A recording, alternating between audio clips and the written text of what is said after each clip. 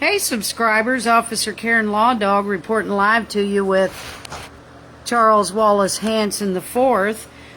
This is a lockdown live for subscribers only. I just want to bring you up to speed that while we were 3,000 miles away having family day and celebrating our youngest's military achievement, which was graduation from boot camp where he was the platoon leader, a default order was taken against me because some corrupt and incompetent law enforcement deputies lied under penalty of perjury. And so it's public record. You can look it up. Kern County Sheriff's Office deputy, just look up my name. It'll bring up his name, which right now I'm gagged by a default order from even saying his name. His name is you pussy. Okay, honey. It's smelling like bacon around and here. and What's that smell? It smells like a pig. and Yeah. I'm just going to say that this is all going to be public record Mentally affected by the whole thing. because he filed a petition for a restraining order claiming that he's so fearful that he has to change his route to work now. He says he's doing he's in apparently he wants everybody to think he's in some sort of tactical mode.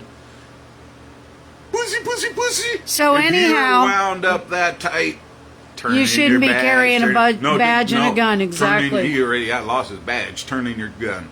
Yeah, but he had to roll over to do it. But anyway, that's what happens when. I mean, I can assure you,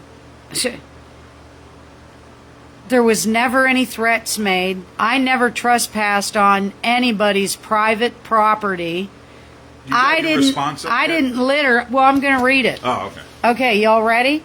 This is going to be my response to these false and defamatory allegations filed by a Kern County Sheriff's deputy, a public servant sworn to serve and protect, and supposed to be honorably serving with integrity.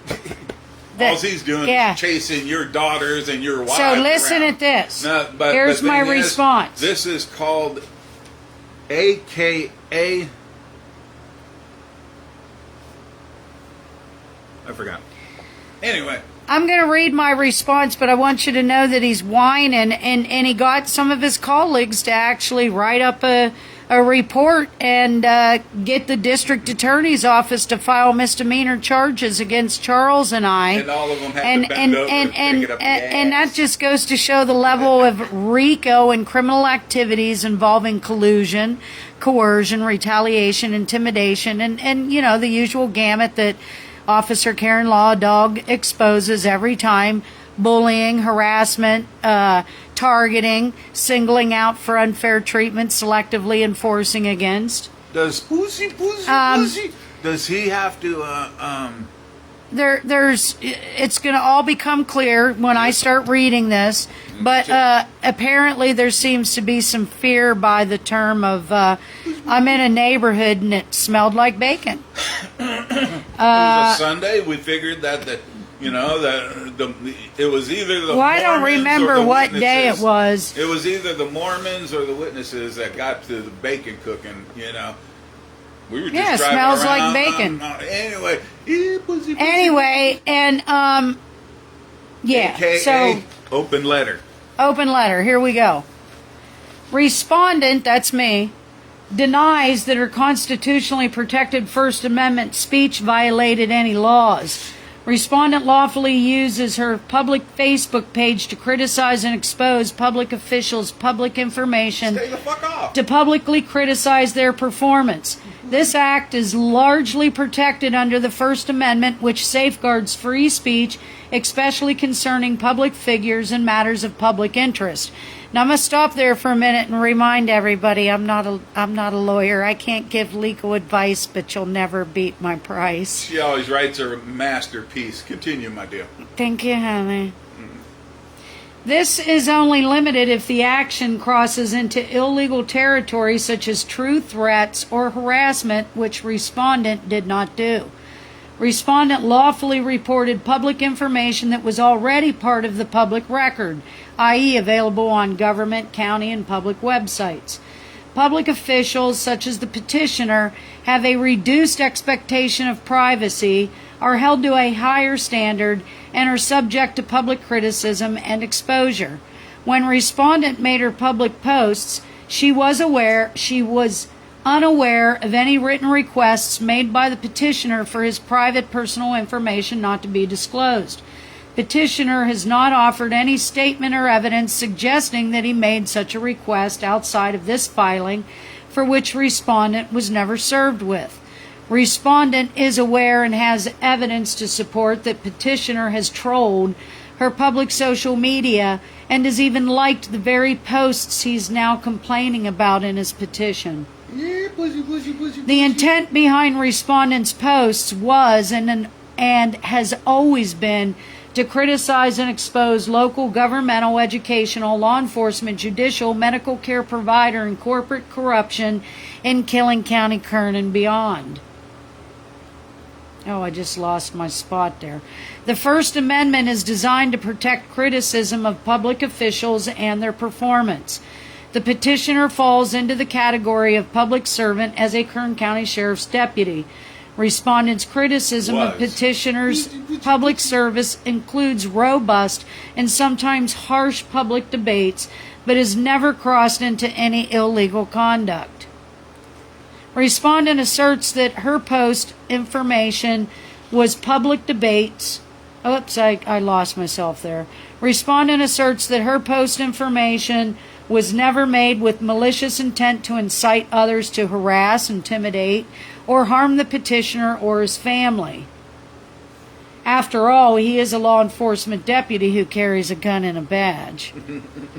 Any reasonable person who follows respondent's public social media would find her posts to be entertaining with the use of satire and sensationalism rather than a serious expression of intent to commit an act of unlawful violence that would place a Kern County Sheriff's deputy in fear of bodily harm or death. Therefore, it's unreasonable for anyone to believe that there was ever a credible reason to sustain fear. Jokes, hyperbole, and political statements are generally not considered truth threats and are protected by the First Amendment. A person's private thoughts are not considered a true threat, as the threat must be communicated to the petitioner. Respondent never made any threatening statements to petitioner. A true threat is a statement where a speaker communicates a serious expression of an intent to commit an act of unlawful violence. The Supreme Court has established that to prove a true threat, the government must show the speaker acted recklessly, meaning they consciously disregarded a substantial and unjustifiable risk that their words would be perceived as a serious threat of violence. This legal standard, rooted in First Amendment free speech protections, distinguishes true threats from protected speech like political hyperbole or jokes. The petitioner has not established any basis for respondent's alleged intent with any serious specificity of intent to inflict bodily harm or death.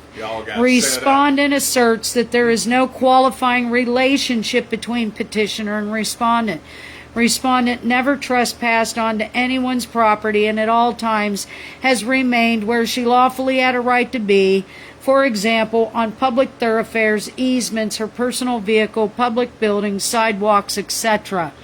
Respondent denies stalking petitioner's parents' address on numerous dates.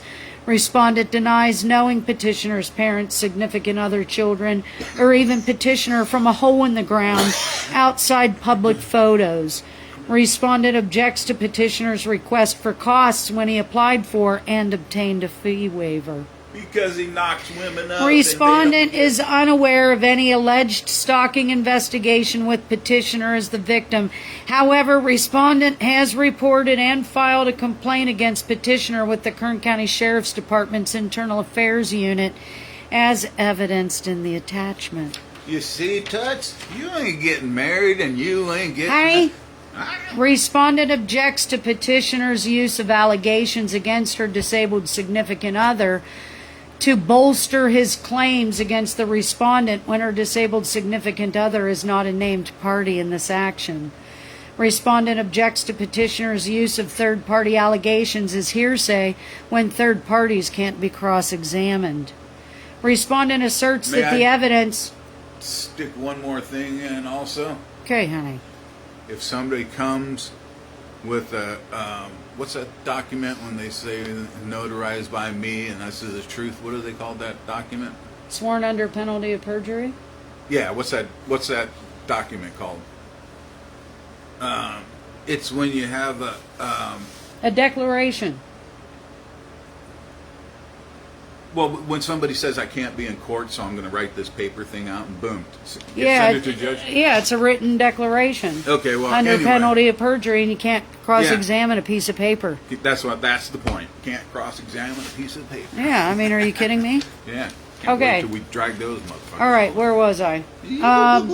Respondent asserts that the evidence will show ongoing RICO and criminal activities by the Kern County Sheriff's deputies and their off-the-books confidential informants involving retaliation, intimidation, collusion, coercion, and an organized effort to bully, harass, target, defame, punish, single out for unfair treatment, selectively enforce against, extort money from, and gang stalk law-abiding citizens who exercise their constitutionally protected legal rights to criticize and expose. Was it worth it? Their corruption and incompetence.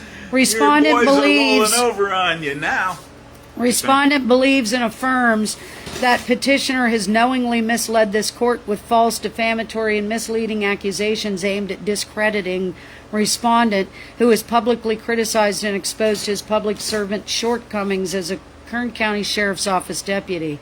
Respondent never willfully threatened to cause any bodily harm or to kill anyone. Nothing that respondent said could be construed by any reasonable man as statements intended to be understood as an actual threat.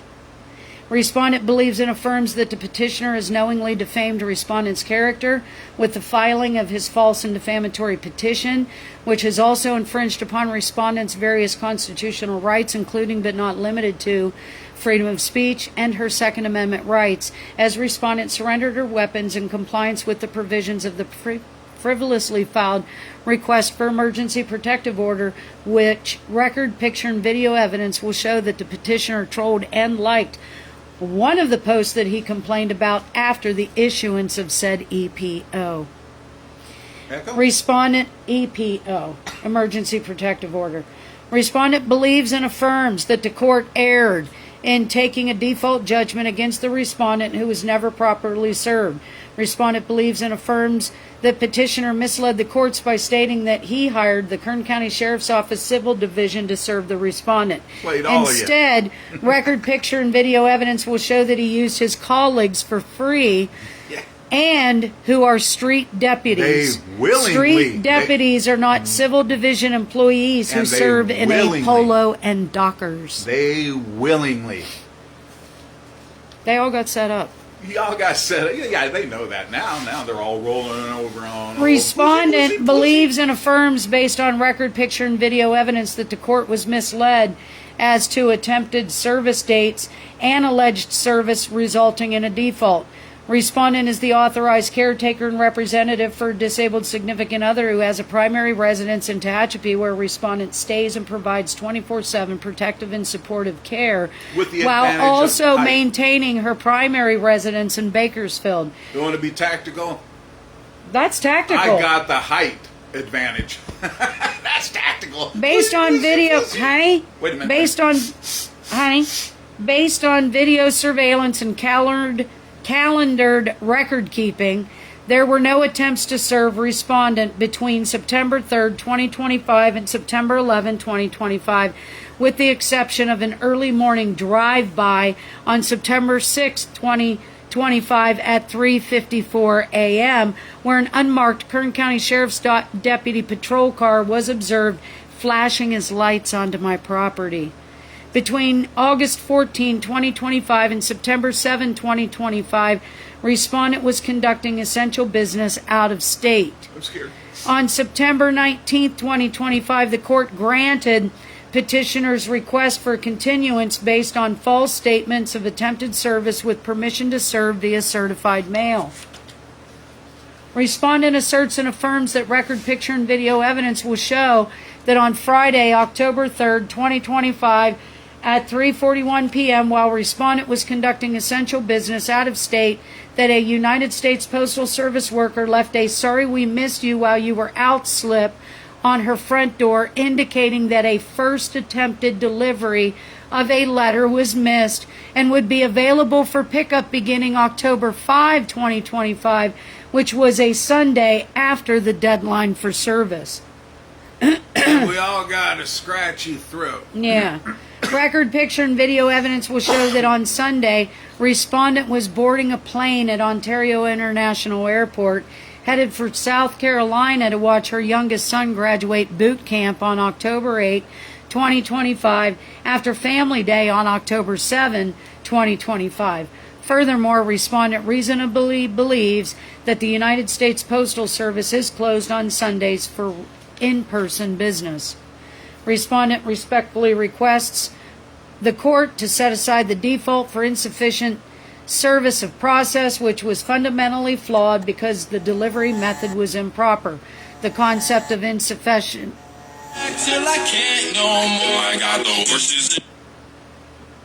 The concept of insufficient process ensures that all parties receive fair notice and an opportunity to defend themselves in legal proceedings. Proper adherence to service requirements is essential for maintaining the integrity of the judicial system and ensuring that defendants are not unfairly prejudiced.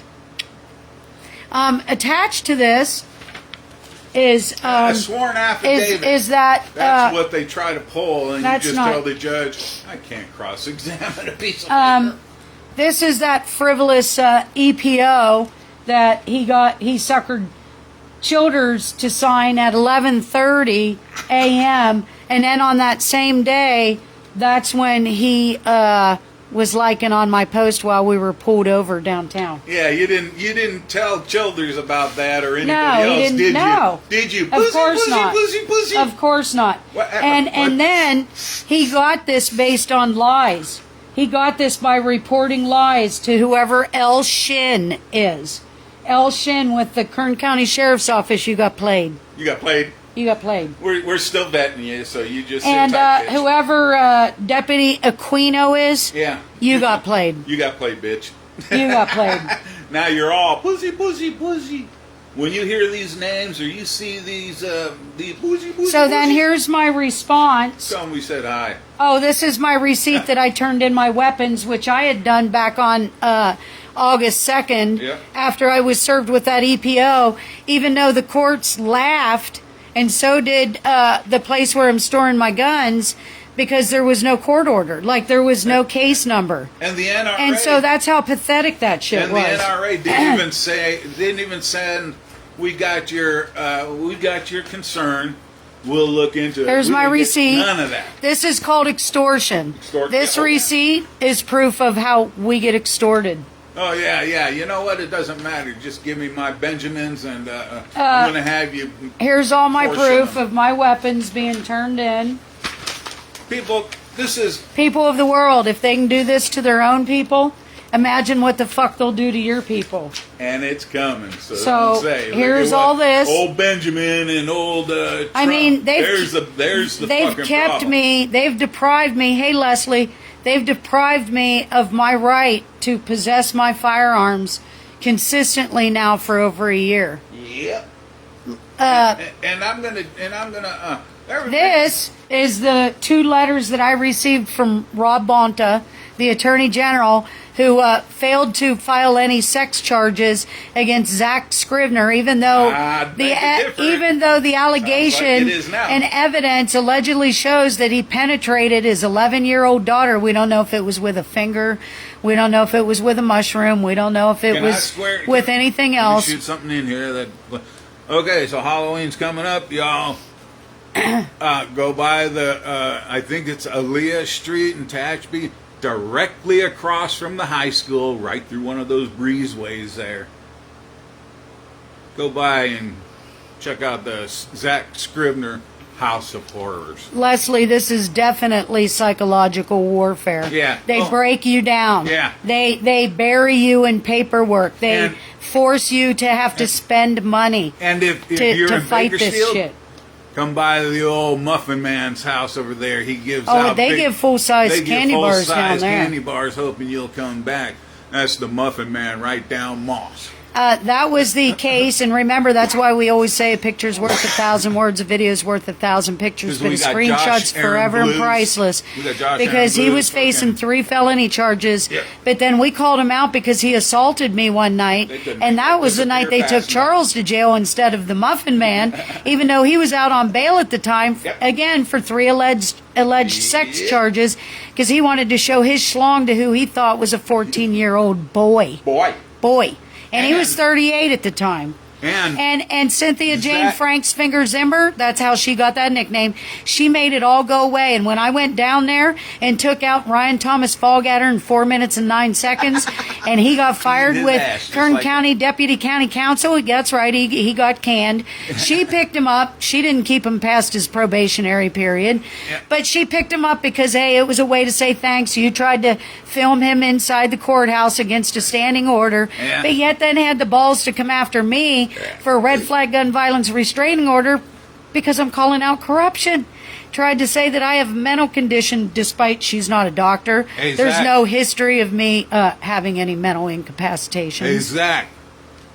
Hey, yeah. And meanwhile, I've gone to jail once. He's gone 3 times, and Zach hasn't gone at all. And Chad Louie. Make it make sense. And Chad Louie. And I hope you're watching, you old disgusting piece of a human being, toe jam. Okay, honey. Toe jam cannon. Yeah. She's the one that cleared the courthouse. Yeah. She's the one that allowed 8 deputies to lock the doors and falsely imprison us inside the courtroom so that Deputy Henderson could get up in Charles's face and try to intimidate him because, again, that's all RICO activity. Anyhow. Hey, Henderson, what the fuck are you doing, motherfucker? Why are you over here? It's Toe Jam Cannon's courtroom. No, those judges. Those judges have no say in those courtrooms. It's the sheriff's deputies that run the courthouses. I'm telling you. There ain't going to be anything called the sheriff. So I got 2 letters. I got 2 letters from Bonta saying that I have to wait on a 30-day hold to get my weapons back because I went to get them back. Yep. After that emergency protective order and after I had conducted some essential business and I was in town, I went to apply to get him back on the 16th. Suspiciously, that's when this corrupt law enforcement deputy, whose name I'm not allowed to use right now because of an unlawful order that I was never served with, never given an opportunity to defend,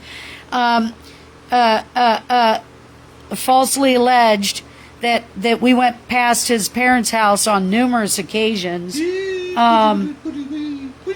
He filed that petition for that restraining order the exact same day that I filed to get my weapons back. He didn't file it, and it ain't no higher up. It's just a bum that told him to do it. So and he fucking said, "I'm gonna be." I have live video where I had requested a cease and desist. Yep. Law enforcement there for a while. We have the dates when they came because I'm fully transparent. I put it out there.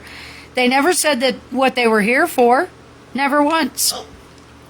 Where are you going, Pumpkin? You're getting too close to the camera. It looks like you got your face in it like I had it a minute ago. I'm going to go get some water, I think. Oh. And do I have any... There's the water right there. Your water's right there, Longer. Do I have any... That's your water. I brought it out. When? Brand new. I brought it out this morning. It was your other one. You had two at your bed. You finished the other one. That's the second one that you never Did opened. I have breakfast? No, you've only had your coffee. I'm going to go get some... You were at 128. You've had a cup of coffee. Are you going to have some cream of wheat?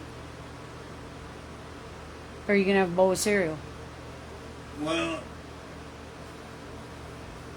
I don't think I'm going to go with pre-packaged portions and see what my A1C looks like in a couple of minutes. What, those oatmeals? Oh, I'll eat something. You should bring a couple of those up to Attachment. Yeah, I will. And then, but yeah, I'm going to see what we got. Okay. Probably, So you don't have anything else to say? Because I'm going to finish this bad boy up. Oh, yeah, no. Continue, So the next couple of pages... And, I do got one thing to say. Hold on, Charles has to say something.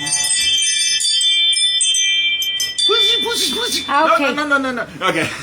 Hey, we got something very special coming up, and by the end of the year. And you know what? There's going to be a lot of people shitting on themselves. Okay. Getting back to, I also, if you remember and you've been following the journey, I had asked for a cease and desist because there for a while I was getting phone calls saying that I was wanted in an investigation, and I even asked my lawyer if, hey, is this legit or is this a scam?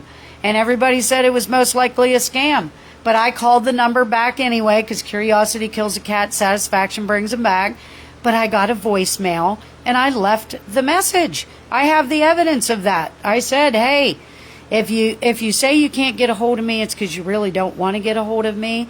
It's public record who I do business with as far as legal business. And, yeah, you can always leave a message, but they wouldn't. Like, I have an answering service, a Google screening service. It documents everything. And now Google, on my last update, even records my phone conversations like I didn't even have to ask for that. And I can choose to stop it. Say I know that it doesn't need to be recorded. I can choose to stop it. Or when I know I'm going to need it, it starts right away. It notifies the other party, hey, full transparency, baby. Everybody wouldn't be afraid of full transparency if they weren't doing corrupt shit. Can I get an amen? So anyhow, these next, let me see how many pages this is. 5. The next 6 pages is a copy of the complaint that I had filed, and I believe it was an open letter back in August. For the Kern County Sheriff's Office deputies, specifically the one that I felt was the ringleader of the gang stalking that we were being subjected to. So that's the 6-page complaint and request for an internal affairs investigation into everything that goes back to the incident in May that brought this deputy's name to my heightened awareness to begin with. It was, again, a confidential, off-the-books attorney who looked at the search warrant paper that they gave me and advised me that it did not authorize a nighttime search. So once I found out that they lied to me and that was all corrupt thereafter, you bet your ass I'm going to call that corruption out.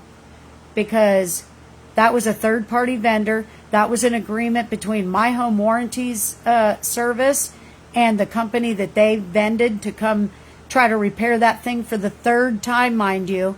And he forgot his phone one other time. But I caught him. Hey, your phone. Oh, thanks. So apparently he does this quite frequently. And then the 3rd time he did it. And then he goes and lies to the cops, and you know how that all unfolded.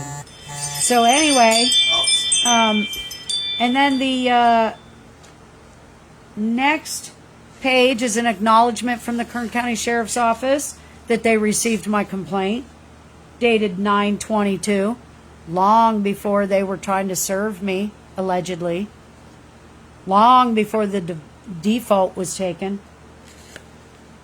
And then the last page is a copy of the slip left by the United States Post Office that says that, sorry we missed you on the 3rd. This is our first attempt. We'll have this ready for you on the 5th, which is a Sunday when they're closed and was after the date for service. So there you have it. Everything. Yeah, they frustrate everything. Yep. Yeah, if they wanted If they me were served, retired, this or I question don't I'm going to ask: if they were so serious about having me properly served, as soon as that was ordered, why didn't they send this out for certified service then? Because then it'd be a lot more compelling to a commissioner, a corrupt one that rubber stamps shit, Gina Cervantes, because it's not the first time she's done it. She did it for this deputy's BFF, Deputy Bradford Frizzell, and I won that as well, just like I am going to win this. It would have been a lot more compelling to her had there been 2 or 3 attempts that I refused to pick it up, okay? Not one attempt, the last day that I couldn't even get to it until after service. So, looks like I win again. That's right. And once again, this That's is part the of law, your dog. damn long-term fucking scam Yeah. that Zimmer says is mine. It's not mine. It's yours. It's your office. It's the Kern County District Attorney's office. It's all the corruption we've been exposing since 2021.